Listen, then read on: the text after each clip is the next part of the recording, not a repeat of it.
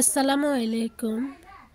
আজ আমি আপনাদেরকে বানিয়ে দেখাবো চিংড়ি মাছের কাবাব। কেউ কাবাব বলে, কেউ পাকুড়া বলে, তো যেটাই বলেন আজ আমি বানিয়ে দেখাবো মজাদার এই কাবাব।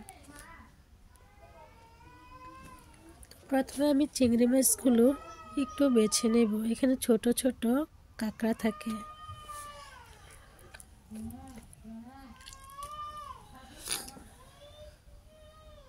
এই যে দেখুন ছোট ছোট কাঁকড়া আছে, এগুলো বেছে আমি চিংড়ি মাছগুলো ধুয়ে ব্লেন্ডার করে নেব।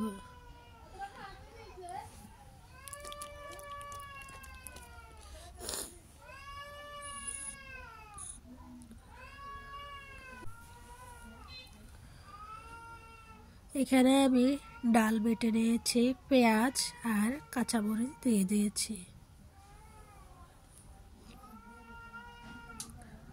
এখন চিংড়ি মাছগুলো ব্লেন্ডার করে দিয়ে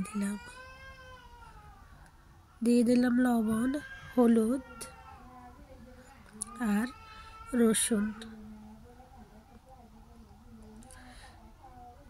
এখন ভালোভাবে মেখে নেব।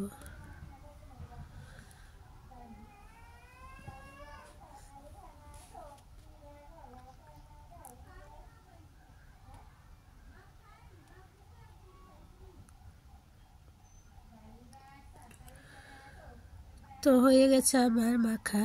তো এখন আমি পাকোড়াগুলো বানিয়ে নেব।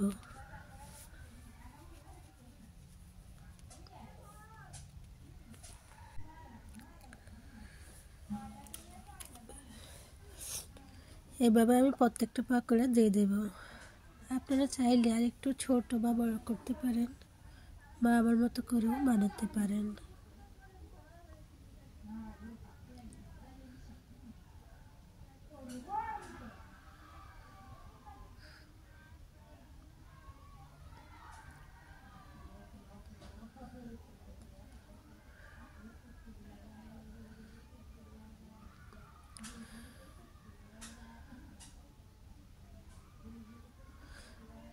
এই যে দেখুন কিছুটা পাকোড়া হয়ে গিয়েছে, কতটা মচমচে হয়েছে পাকোড়াগুলো। এই পাকোড়াগুলো আপনারা সামনে রমজান আসতেছে, রমজানেও বানিয়ে এভাবে খেতে পারেন, বা চায়ের সাথে বিকেলের আড্ডায় খেতে পারেন। তো কেমন লাগলো আমার পাকোড়াগুলো সবাই কমেন্টে জানাবেন। ভালো থাকবেন সবাই। আল্লাহ হাফেজ।